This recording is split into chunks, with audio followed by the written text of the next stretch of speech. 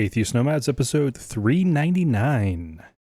FFRF with Laurie Gaylor. The podcast you're about to listen to includes cursing and talking about hoo-haws. Please be advised. Welcome to another episode of Atheist Nomads. We're going to be jumping right into the interview right after a reminder that episode 400 live stream is coming up this Saturday. So if you're listening to this a couple days after release, then you've already missed out on it. So Saturday the 20th, 2 o'clock p.m. Mountain Daylight Time. And now for the interview. And we are now joined by Laurie Gaylor from the Freedom from Religion Foundation, who is both one of the co-founders and one of the current co-presidents for a really long time as well. So welcome to Atheist Nomads. Thank you. So let's go ahead and get started with... Okay, chances are all of our listeners know about the organization, but what's the kind of brief rundown on what FFR is and what it does? The Freedom from Religion Foundation is right now the nation's largest association of free thinkers, and that means atheists, agnostics, skeptics. We like the term free thought as an umbrella, which means people who form their opinions about religion based on reason rather than on faith, tradition, or authority. Probably 75% of our members call themselves atheists, but we like to joke, we don't care what you call yourselves. We all disbelieve in the same gods. We don't want to have warfare, sects, and schisms over what we call ourselves. Oh, that's awesome.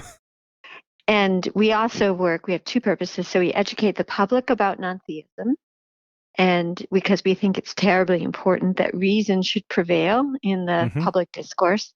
And we work very diligently as a state church watchdog.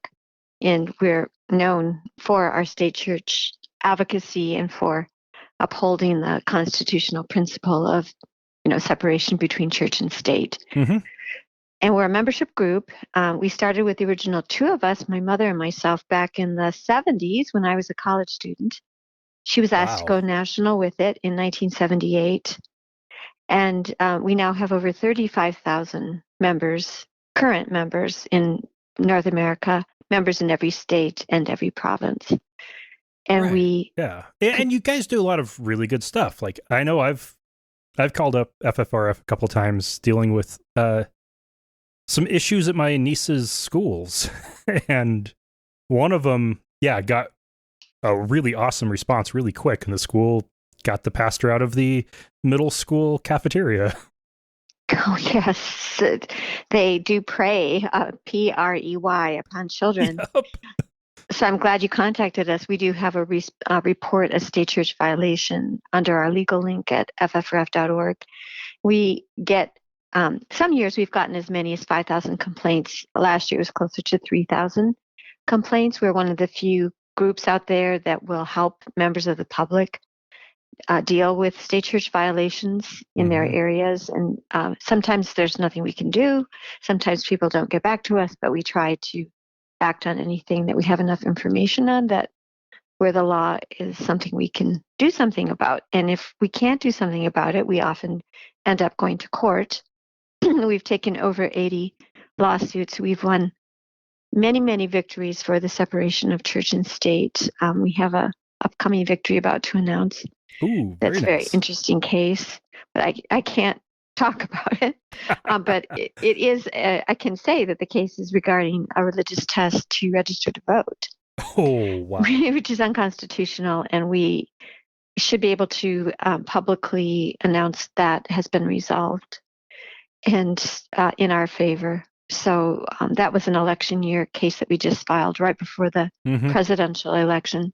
Often cases go on for many years. We now have a team of 10 attorneys. We have 2 legal assistants helping them.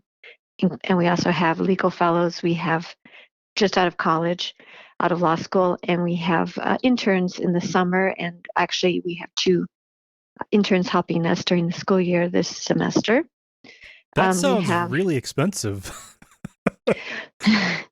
We have editorial staff, and we have a newspaper, Free Thought Today, that's published 10 times a year. We like to let people know what we do with their dues. And so we stay in touch with members around the country that way.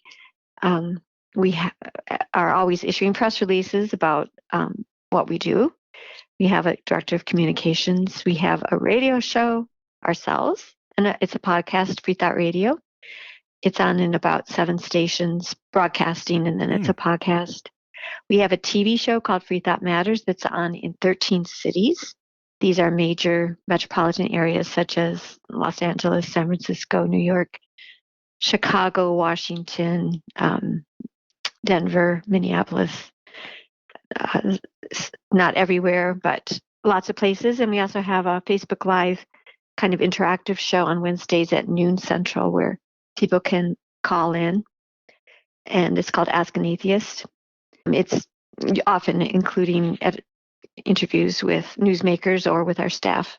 So we're trying to do a lot of public relations, public promotion of our point of views, because we know how important it is for our point of view to be heard. Mm-hmm. Well, and your organization is one of those that, between all of that and the court cases and the legal staff, I'm sure your members, like, it's awesome that you do try to make sure your members know where their money's going, but it's pretty obvious where it's going. Yeah, I think so. I mean, but we don't want to rest on our laurels. Right. And there's so much work to do. And of course, the pendulum swings back and forth. We have just dodged, I said we've dodged a bullet with the last election, but one of our board members said it was more like a torpedo, with Trump not getting back into office. But we have such a mess to clean up, especially in the courts. Yeah. So we've seen a third of the federal judiciary appointed by Trump, and he was using a religious litmus test to appoint judges. They were being approved by the Federalist Society, and they had to be anti-abortion and so on. And so, of course, he also appointed a third of our Supreme Court. 2 stolen seats, thanks to Mitch McConnell, that will haunt our nation. Even your little 3-year-old now, when she grows up, will still be dealing with these appointments. Yep. And so the Freedom from Religion Foundation is very interested in court expansion at the appeals court level, the federal level, the district level, and appeals court level, and expansion at the Supreme Court level. And because when it comes to the courts, you file the case and it goes to a district court judge, the trial judge. And then if you lose, you have to appeal to one of the appeals courts where it's a 3-judge panel, right? Yes. Which is randomly selected and could be 3 Trump appointees. Oh, yes. And even aside from Trump, the New York Times every few years will publish charts. There'll be the blue judges and the red judges. They'll say who appointed these judges. And when you're looking at the Bush judges, starting at least, maybe not Bush 1, but Bush 2, even Reagan judges, you are looking at extremists and ultra extremists. I mean, what Trump was doing with the Federalist Society was really nothing new. It was just more overt. And so we have seen most of the appeals court justices, judges being appointed by Republican presidents. And although we are a nonpartisan group, we are also realists, and we know that when you have litmus tests for appointing these judges by the Republican Party, it's pretty clear how they're going to vote, and it has a very chilling effect. Now, the fact that Biden won, the fact that right now there's a narrow majority with Democrats could also have a chilling effect on the courts. They may watch the P's and Q's, but we are looking at a very dangerous situation. I mean, just because Trump isn't president doesn't mean that his judges and justices won't be making very bad decisions. And we are, for example, seeing the shadow docket where they're taking a lot of action on cases where they're not real rules, they're just interceding. A lot of shadow docket cases right now to punish governors who are having social distancing rules that apply equally to churches as to other groups on content neutral basis and being shot down by our Supreme Court. Well, even punishing favorably handling churches on if there's any restrictions at all. Well, yes, and there's been 2 bad decisions so far, shadow decisions in California, another one in New York City. Mm-hmm. But even just a year ago or 9 months ago in June, before we lost Ruth Bader Ginsburg, we had Chief Justice Roberts siding with the majority, upholding California distancing rules that apply to churches. Yeah. And he's hardly liberal, mm-hmm. but he's lost control of the court if he ever wanted to keep it a little bit more moderate with the addition of Amy Coney Barrett. And this really is an injustice. There is no way to, it's irrevocable. There's no way to make up for what Mitch McConnell did in denying Obama his right to nominate mm-hmm. a justice and have a hearing, Merrick Garland, in 2016, under this phony argument that it was an election year and he was a lame duck, so the next president should be allowed to replace the seat that was vacated at the death of Scalia. And of course, this would have been a huge boon to the liberal side of the Supreme Court. And then he turns around last fall, in 43 days before the election, when mm-hmm. Ruth Bader Ginsburg died, announces we're going to put somebody on before the election.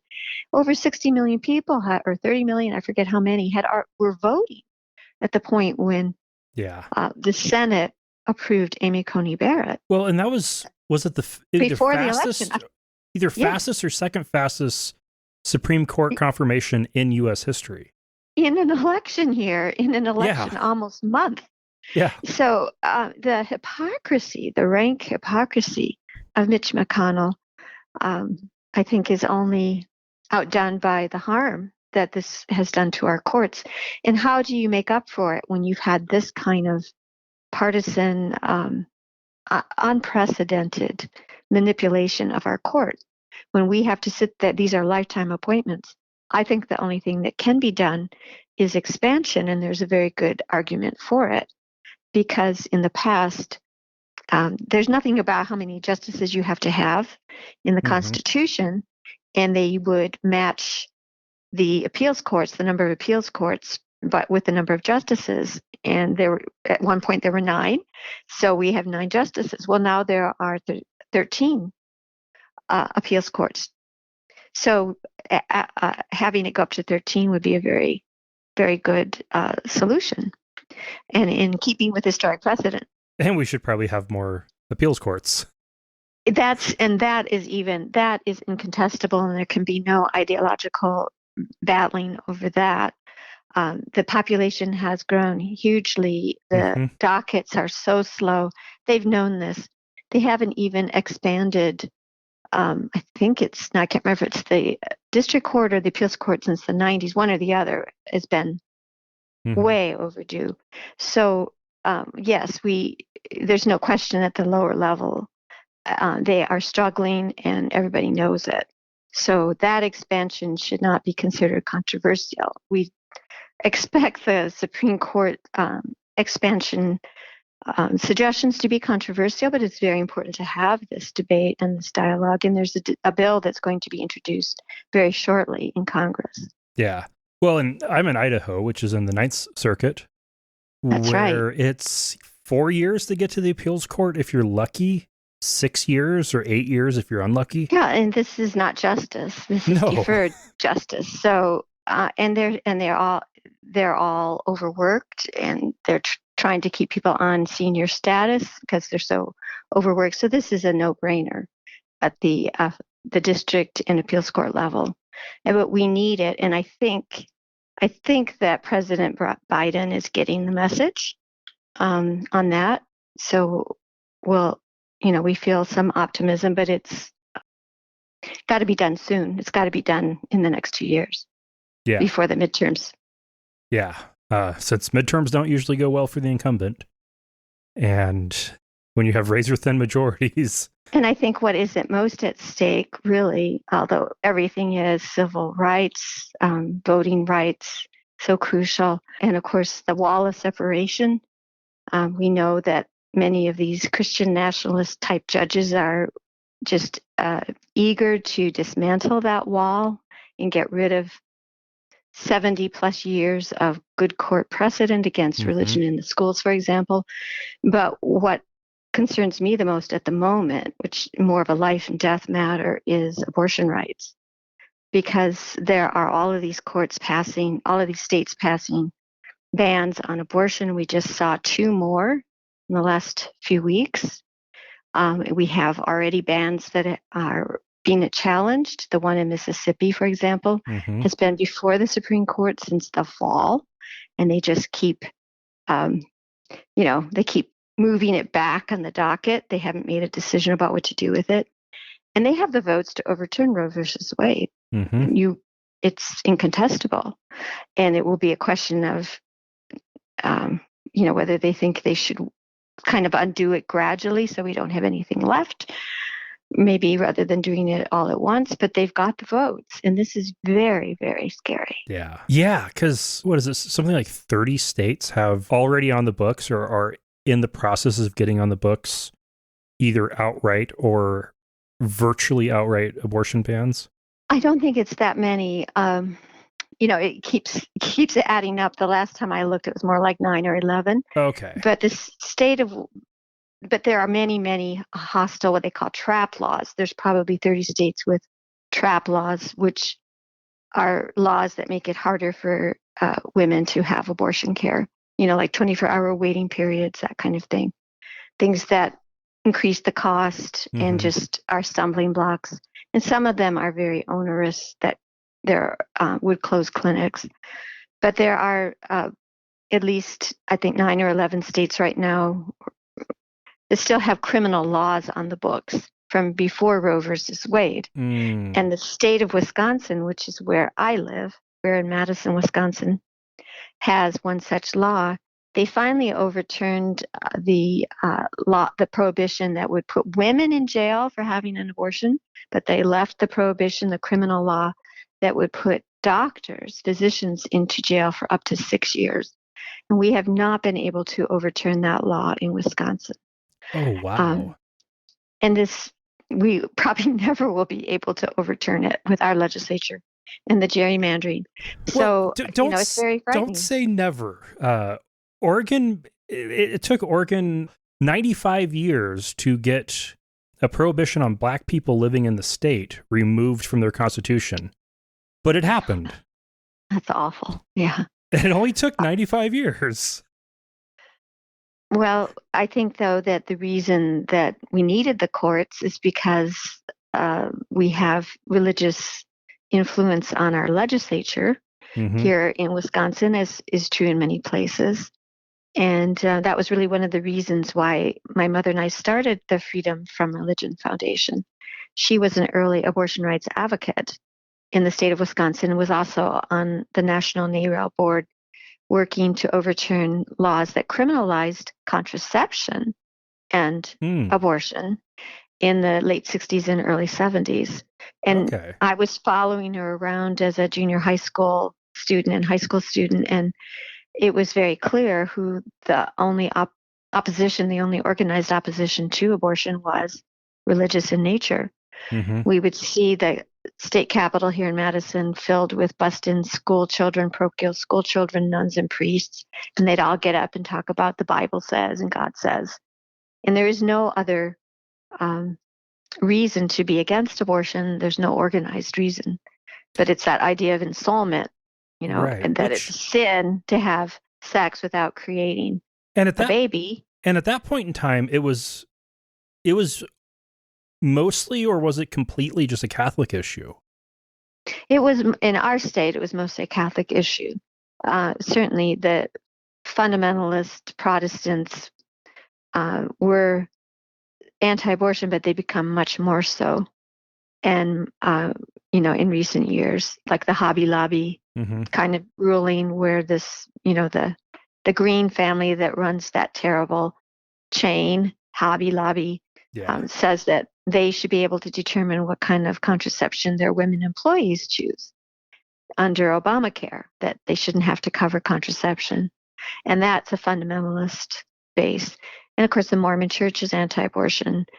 Ultra Hasidic branches of Judaism are anti-abortion, but the most Protestant denominations that are not fundamentalist are pro-choice now.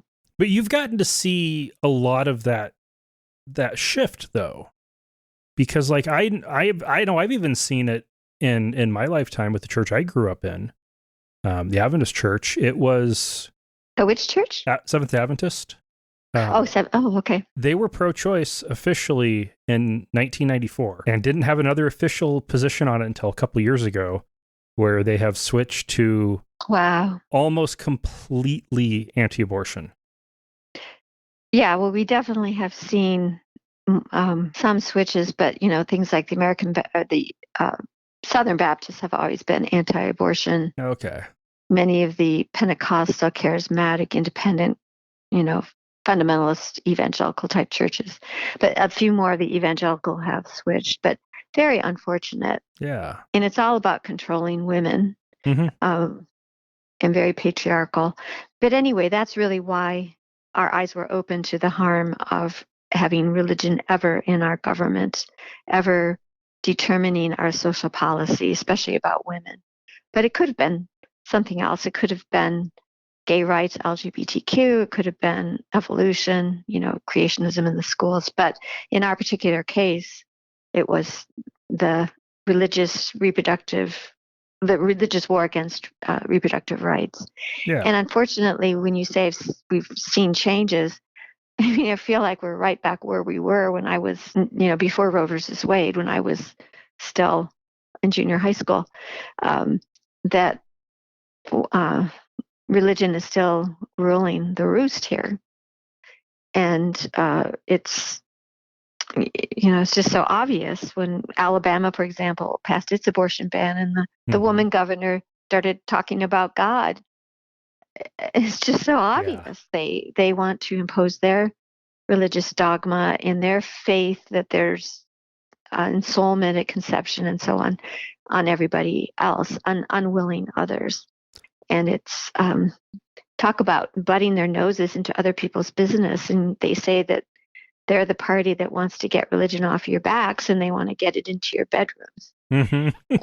Yeah. And it's funny with the ensoulment thing, because that language is specifically Catholic, but it's definitely spread. And it's disturbing as that's helped entrench it even more in a lot of the evangelical and similar circles.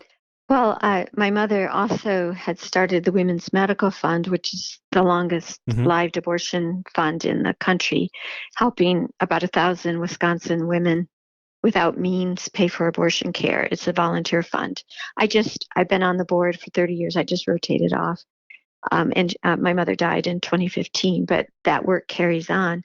And I did all the intake last year during the pandemic, and the need is so great. Yeah.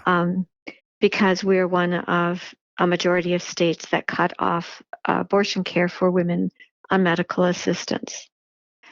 Wisconsin and about 35 other states do not cover abortion care if you qualify for health care through your state.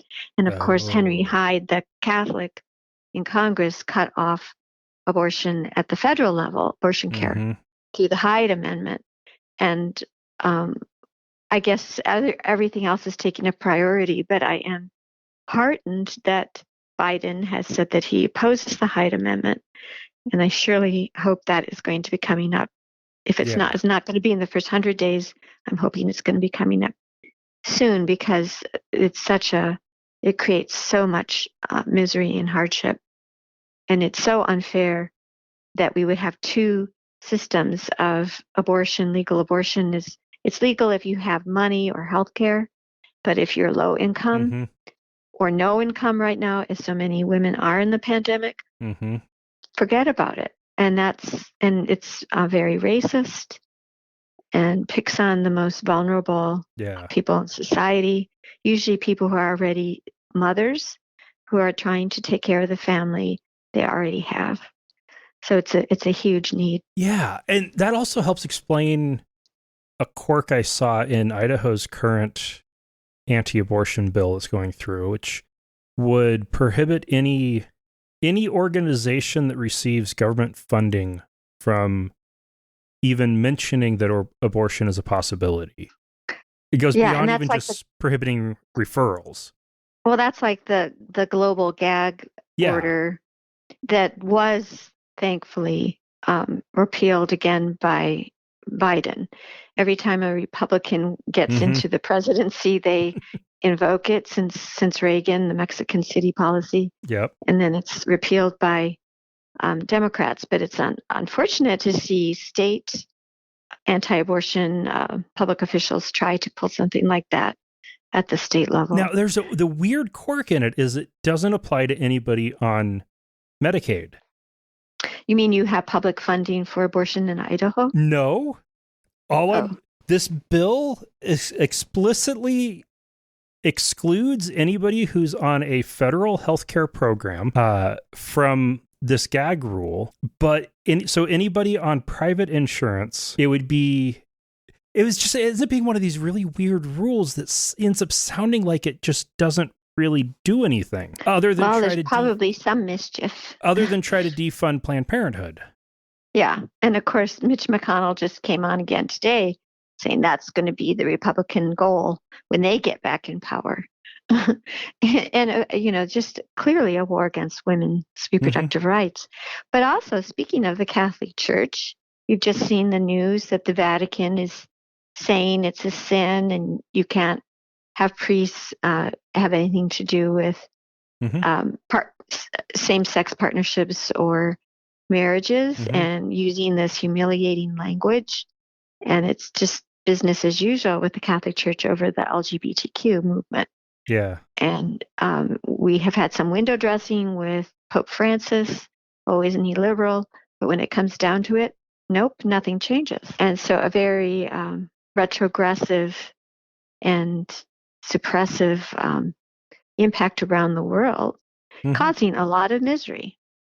Well, and a nearly 2,000-year-old organization is something that will inherently move slowly, which is why we need it as far away from our government as possible.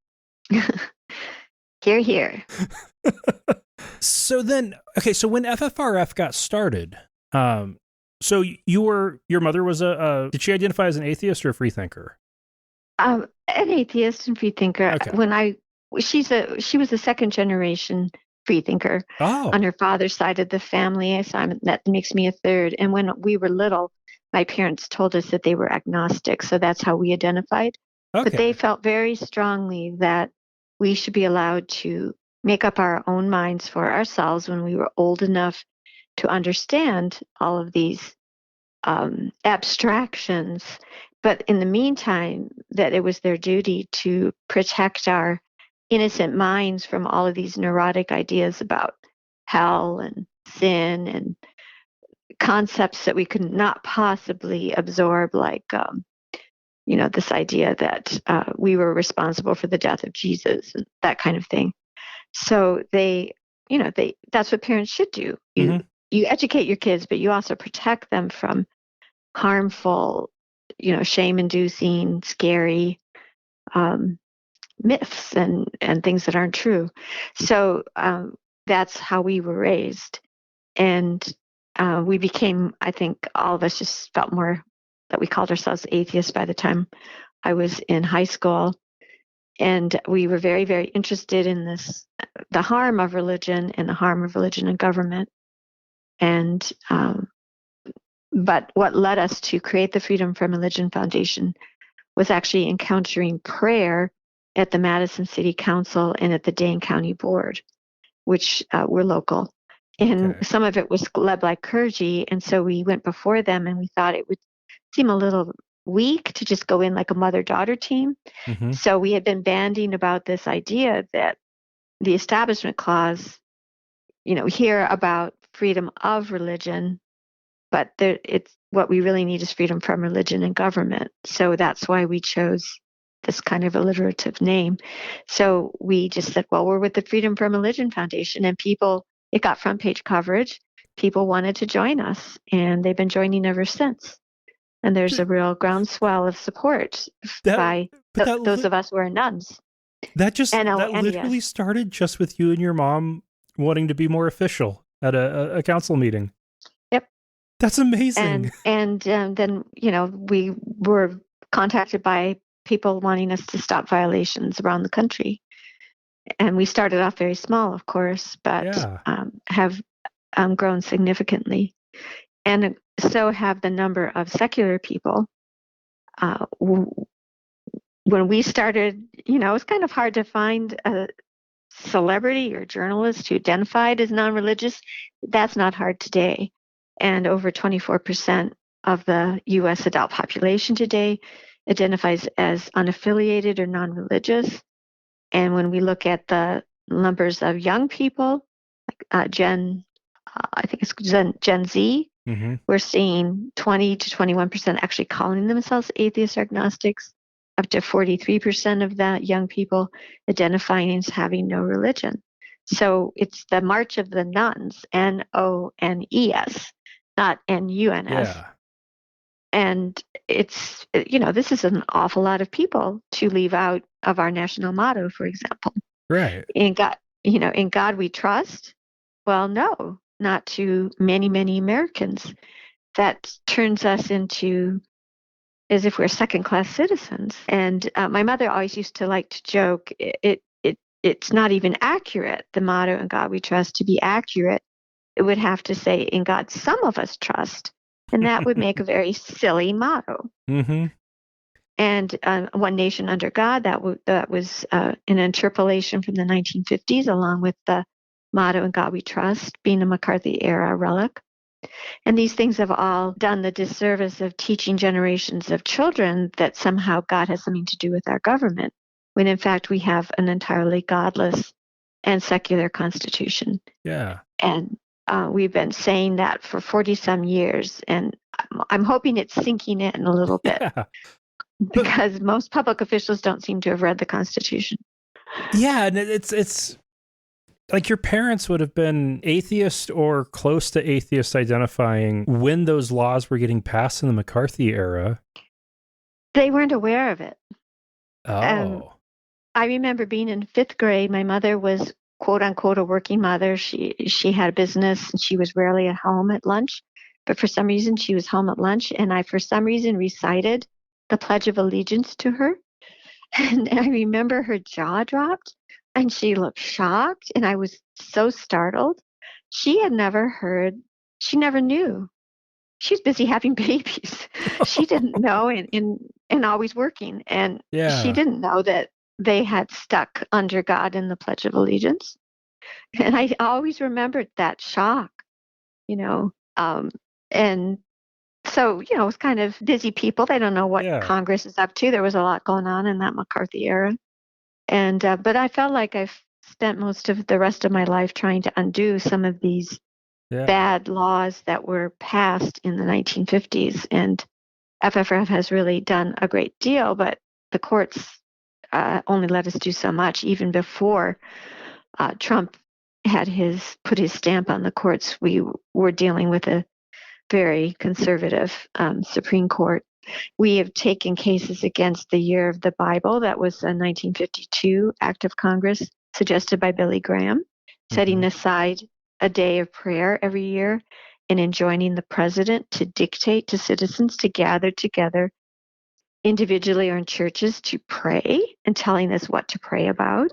We won a resounding decision at the federal level in 2010. It got covered internationally, made huge shockwaves, and then when we got up to the appeals court, we were thrown out on standing on the right to sue, and we never had made a stronger case. We have sued against the parish exemption that was passed in the 50s that unfairly benefits churches and clergy by letting them basically get paid a parish. They're getting paid an allotment that they then can subtract from their taxable income. that none of us, the rest of us, get. And we won that twice before the district court, and then it got turned aside at the appeals level, and there was no point in going up to the Supreme Court. I was a theology major in college and did a year of seminary study, and almost got hired on as a pastor. And if I had, I would have been paid. This would have been 2006. I would have been paid, I think, $45,000 a year, plus gotten a housing allowance separate from that, and a car allowance. Yeah, the car allowance. We didn't even go into that. Yeah, that's so you know what I'm talking about. Oh, yeah.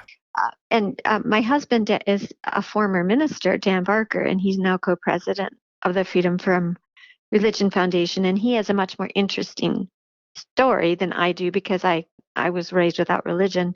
But he thought his way out of evangelism, and he was an evangelist himself. And because he was an associate pastor, assistant pastor at several churches, he got the housing allowance. Mm-hmm. And he said it wasn't like something that he even asked for. It was just done automatically. Yeah. And so, like if you're paid, say your income is like what you said, $45,000, mm-hmm. Well, then they'll give you whatever, $15,000 more to pay for they can pay for any number of, you mm-hmm. can use it for any number of housing expenses, including mortgage, rent, improvements, a swimming pool, all kinds of things. Yeah, I know some of the justification they used that. Was the housing allowance allowed them to pay the same salary for every pastor in the Northwestern United States. All got the exact same pay.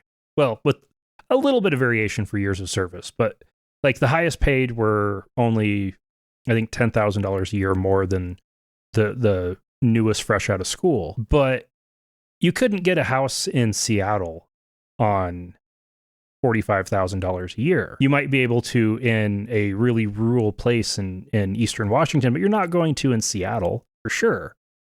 And so the housing allowance allows them to pay everybody the same, but then adjust for the cost of housing in that place. Mm-hmm. And then, so are you saying this is Seventh-day Adventist? Yeah, this is there was some of their justification for how they did that housing allowance. And the car allowance allowed them to cover these some large multi-church districts where pastors might be driving 150,000 miles a year. Well, their cars are going to wear out faster, so they should be able to give them more money for those cars and not have it have to come out of their salary. Well, yeah, and so what happens is it taxable salary. The rest of us pay more because clergy pay less in taxes. Say you're, as you're saying, you got that you would have gotten a $45,000 salary, and then maybe they would put, I don't know, $15,000 for the housing allowance. Yeah. You would not pay taxes on that extra $15,000. Right. I mean, that's a huge benefit. But not only is it a benefit for the clergy, it's a benefit for the churches. Yep. Because they are paying, they can pay less money because untaxed money goes further. Yep. So it's a real subsidy of religion in our nation. Absolutely. And we had almost every sect or almost every denomination against us, including some Unitarian Universalists, signing amicus briefs against the Freedom from Religion Foundation's very gallant court attempt. And we really did fight so hard. Mm-hmm. And again, there was no point when we failed at the Seventh Circuit Court of Appeals, when we knew it was going to go before the Supreme Court. This is the Supreme Court before Amy Coney Barrett and before Gorsuch. We didn't have the votes. Yeah. So, it's very frustrating to get that close. And we hope that we've raised consciousness on these issues. We think there's been a lot of consciousness raised on the pledge issue. Michael Newdow, who's sued over that in California and had this wonderful victory at the Ninth Circuit back in, I think it was 2002 or 3, but then it got overturned on a standing by the Supreme Court. So it has raised consciousness. We think it's terribly important people know that the Pledge of Allegiance didn't used to be religious. It was written by a liberal clergyman in the 1890s. his family opposed them tampering with the pledge. This was proposed by the Knights of Columbus and other clergy taking credit for this, and that group called the Family, that nefarious kind of shadowy group that puts on the National Prayer Breakfast. They claim credit for it, and they got that passed in Congress, just at the height of the McCarthy era, dividing our nation, one nation indivisible with liberty and justice for all. Well, then you divide by sticking one nation under God. So very unhelpful in having children understand that we are a country that does not we're not a theocracy. We're a country that's secular. You can be any religion you want or none at all, but the government isn't supposed to take sides on religion. But they grow up reciting that pledge, and it makes it seem like we're a theocracy, that you have to believe in a God or you're a second-class citizen. Yeah, and even just from a stylistic standpoint, I when I was a sophomore at a Adventist school, and we had a weird music service we did. The mayor came, and it started off with religious music, and then the sun went down. Seventh Adventist, so sun went down, no longer Sabbath, and we went into to patriotic music. And we had I had the mic to lead everybody in reciting the Pledge of Allegiance to music, and one nation indivisible flows, one nation under God indivisible does not. Yes, it did spoil the rhythm. And reciting that to music made it even worse. It really, the rhythm being off it made it more awkward. My husband is old enough to have been in kindergarten just the year before, in 1953, when he was going to a religious school for kindergarten, and he learned a secular a secular Pledge of Allegiance.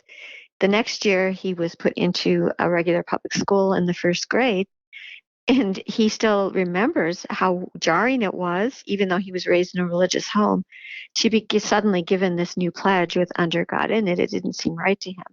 So people who are he's 71 and a half, people who are in their 70s, 80s, 90s remember growing up and reciting a completely godless Pledge of Allegiance. And some of them are on our Supreme Court, but other people were all raised, like myself, with a godly Pledge of Allegiance, and it really is an affront. We aren't one nation under God. It's such a braggadocio thing to do. This idea that God is on our side. And a lot of people have pointed out that the Nazis put that on their buckle, the buckle of their belts. Gott mit uns, God with us. I mean, anybody can claim God's on their side. Well, Dylan has a song about it. And it's just kind of a fatuous theo-patriotism that is not that's harmful. Yeah, you can get some interesting things that happen. Like, I was at one of my niece's 8th grade graduation in a rural town in Idaho, which I will not name, where you would have expected everybody to just get up and put their hand on their heart and recite the pledge. And almost everybody got up, put their hands on their hearts, and the sound level decreased about 20% for the Under God. Good. There are a bunch of people who just skipped that. Yeah, well, our country is definitely changing, and it would be nice to go back to the original pledge. Nice to get God off of our currency. That didn't happen. It wasn't on our paper money until 1957, and it took a while to get on. That was another act of Congress in the 1950s. And that's also been such a harmful symbolic violation, because we're constantly being asked, well, how can you say our nation's not based in God? It's not even on our money. So very frustrating to be dealing with these McCarthy era incursions. And we should really be raising children, educating children to be proud that we were the first among nations to adopt an entirely godless constitution. There's no religious test for public office. There's no God, no 10 Commandments in our Constitution. We have that separation of church and state that has allowed the free exercise of religion to flourish. Yeah. But there's always been this religious war against this secular constitution right from the beginning. Yeah. There was the Christian Party in politics fighting Jefferson, fighting. They're the people who got the mail delivery stopped in the 1820s. We used to have mail delivery on Sundays. And every couple generations, we get this backlash against secularism. The Great Awakening, the Second Great Awakening. There was another one right after the Civil War and during the Civil War, and it keeps repeating. Yep, it does. And we're also looking at this redefinition of the idea of religious liberty as if it's a weapon instead of a shield, that if you're religious, somehow the normal civil liberties, rights of other people don't apply to you. You know, this whole Hobby Lobby idea that you can deny employees contraception that you disapprove of, or this idea that cake makers can refuse to, as a place of public accommodation, don't have to make a cake for a gay couple, or it's a very pernicious thought. And of course, Trump was promoting it very widely, and we're hoping it will sort of recede now in this current climate, but we are dealing with a lot of executive orders that still need to be overturned. And that is one of the things the Freedom from Religion Foundation is working on. And we do have a governmental affairs director, a lobbyist in DC, for example, and working with other secular coalitions to try to undo some of that harm. And I'm sure you've seen some of the language popping up in some of these decisions about hostility towards religion. Is that a concept you're concerned will spread? Yes. Yeah, with the courts the way they are, the people who've appointed them are going to make it very difficult. And yes, it isn't hostility to religion to have government neutrality. But it's kind of like the Jesus in the New Testament saying, if you're not with me, you're against me, which is what he basically says. And many religious people who have been indoctrinated by their religions and who haven't been learning in their civics classes about why we separate religion from government, many of them think that they have the right to impose their religion by law on other people. And it's such a boorish thing to do, but it's so harmful. And this is one of the things that we're doing every day at FFRF. These complaints, like you called in a complaint at your school, we'll get countless complaints, for example, about coaches imposing Christian prayers on a captive audience of football players, for example. They can't separate their personal religion from their governmental position, in this case being a public school coach, and they misuse it to try to impose their personal beliefs on others. And when we look at the pandemic, it should be so clear, where do the answers come from? They haven't come from above, they've come from science. Yeah. And how much we need science. Our whole globe staying at home and at risk, and how many millions and 500,000 people dying in this country, and people at risk. And science has provided the answer, not prayer. And yet how many public officials keep calling for days of prayer? It's so medieval, so anti-intellectual. And, it's fine if they want to pray, but it should have no part of government.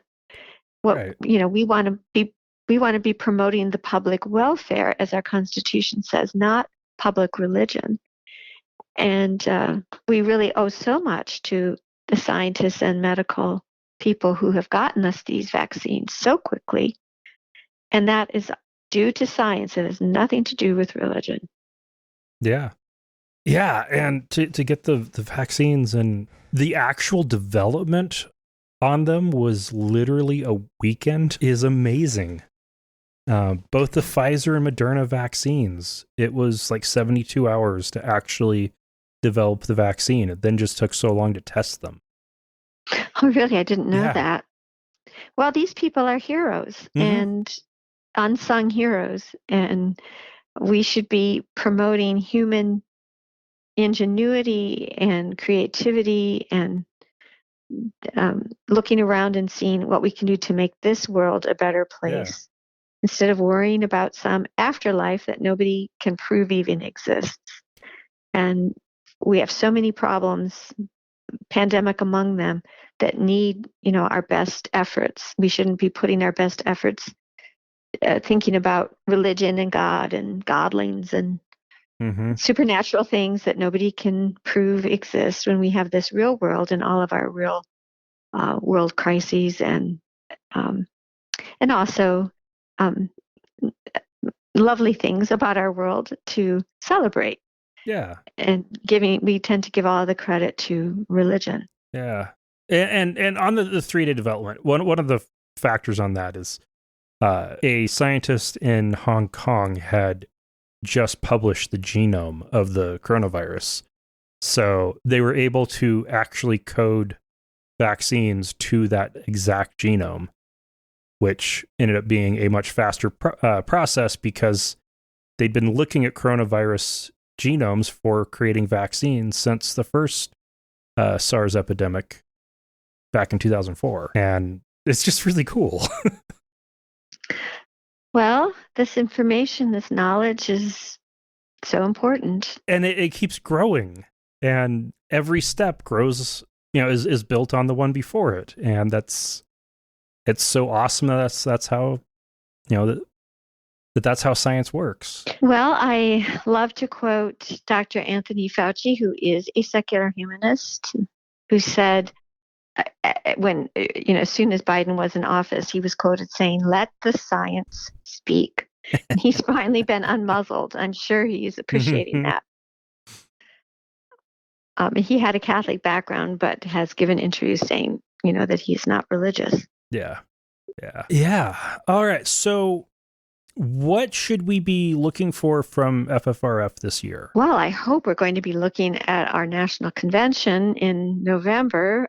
We had to defer our annual conference last year, and we had booked Gloria Steinem and Margaret Atwood and John Irving. And I'm really hoping that we can have a post-pandemic bash the second weekend in November in Boston. I don't know if it will happen. It's just a nail biter, but we're all in the same boat and don't know about, what public events we'll be able to hold, but it's looking rather promising. And, it will be a great thing if we can all get together and celebrate science and celebrate free thought and state church separation.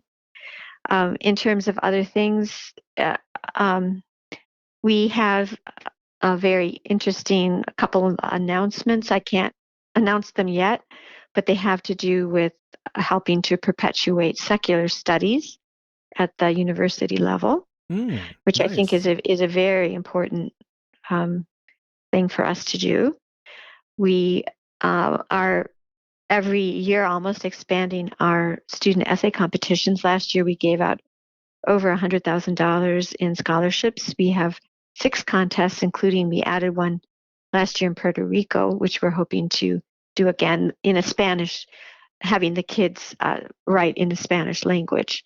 Anybody nice. From Puerto Rico in the right age group can already enter the contest, but we were working with the secular humanists of Puerto Rico who were choosing the winners.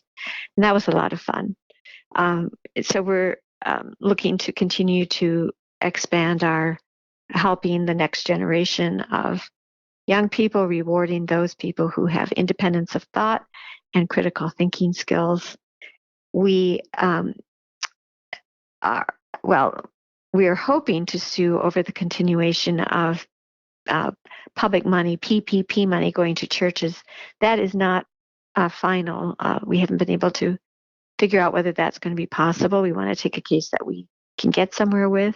But there was, billions going to the Catholic Church, other religions that didn't need it. and they've changed the rules at the SBA in a way that could allow money to keep going to churches into perpetuity. So that's something we're watching very carefully with, sounding out against. And especially since they're like calling the Catholic Church a small business is absurd. Yes.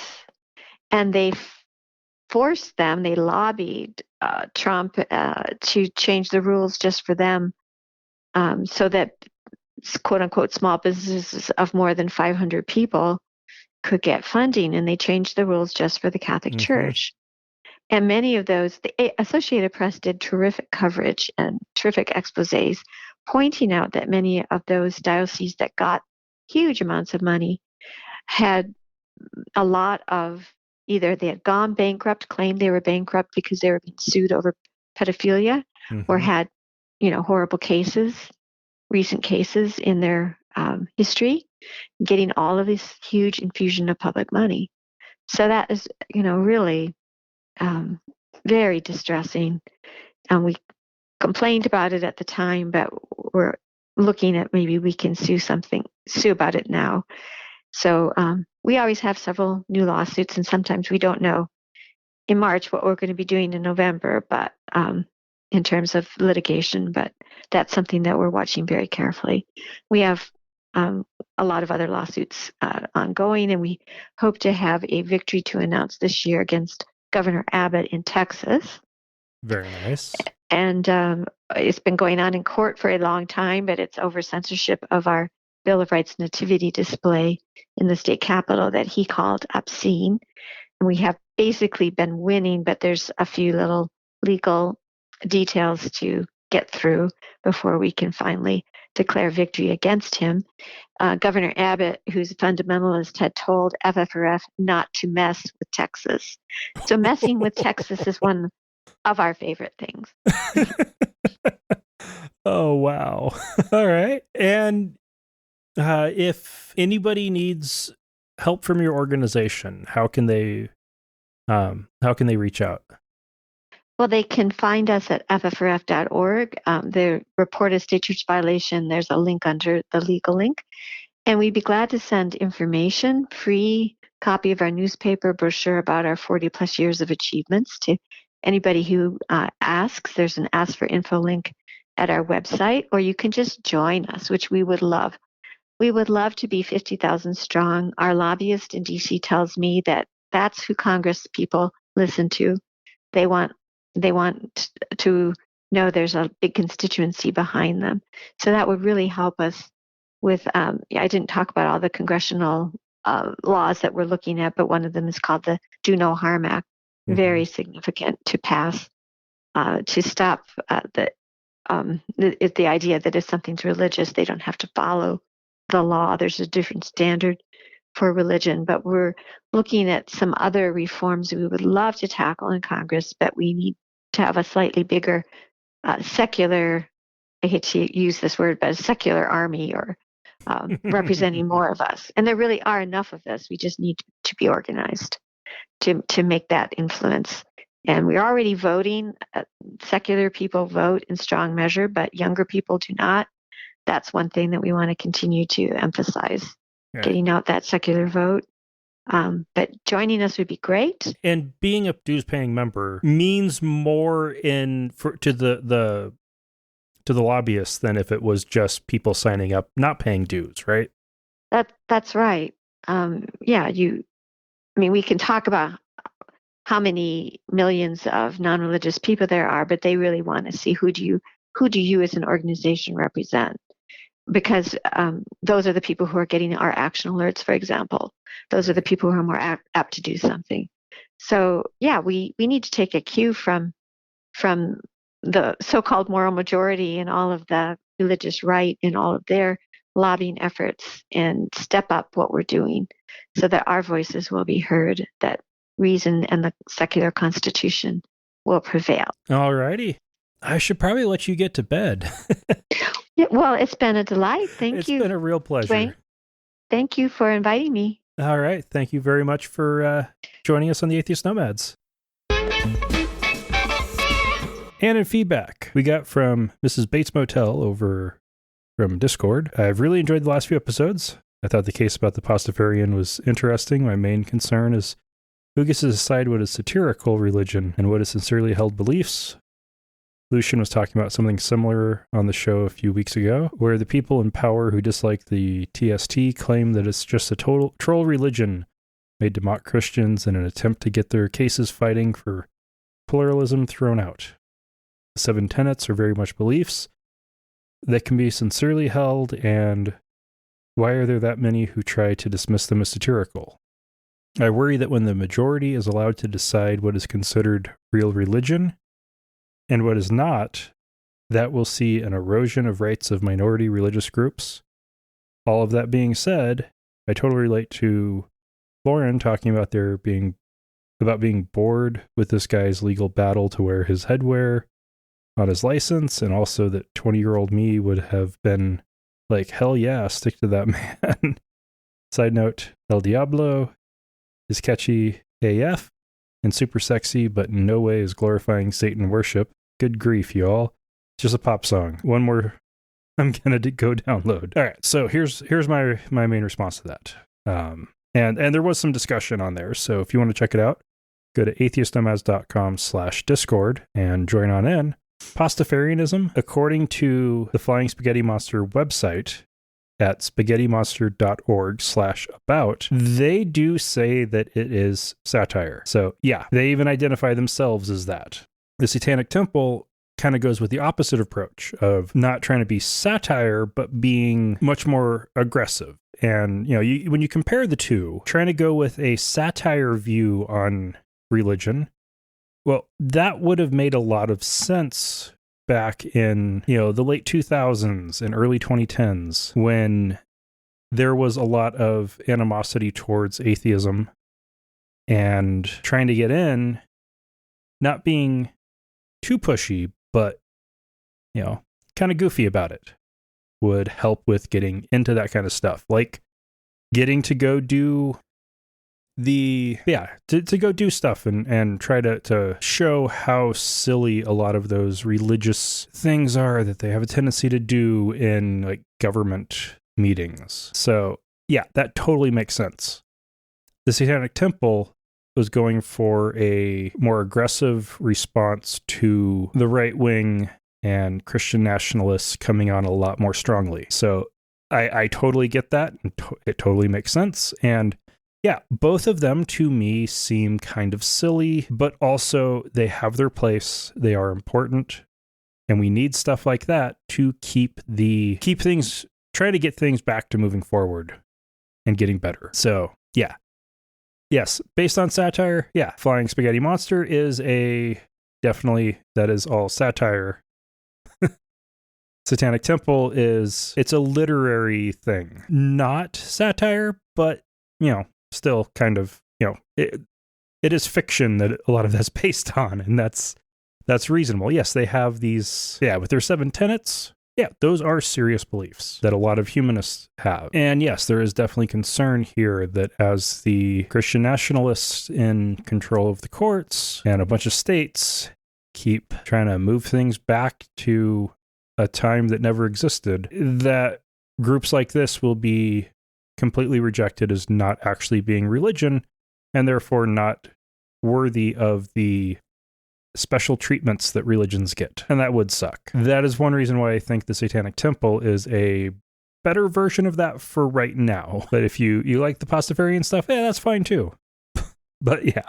Anyway, so that's going to be it on that for now. If you want to join in the discussion on that, there's always Discord, or you can join us on the live stream on there. I'll have the chat up. If you want to contact us, you can either go to, join us on Discord at atheistnomads.com/Discord, or use the website's contact form at atheistnomads.com. You can send us an email at feedback@atheistnomads.com. And if you want to support the show, you can find out how at atheistnomads.com/donate. And until next week, when we have the episode 400 live stream, please join us March 20 at 2:00 p.m. Mountain Daylight Time for that live stream to celebrate 400 episodes. But anyway, till next week, remember, not all those who wander are lost.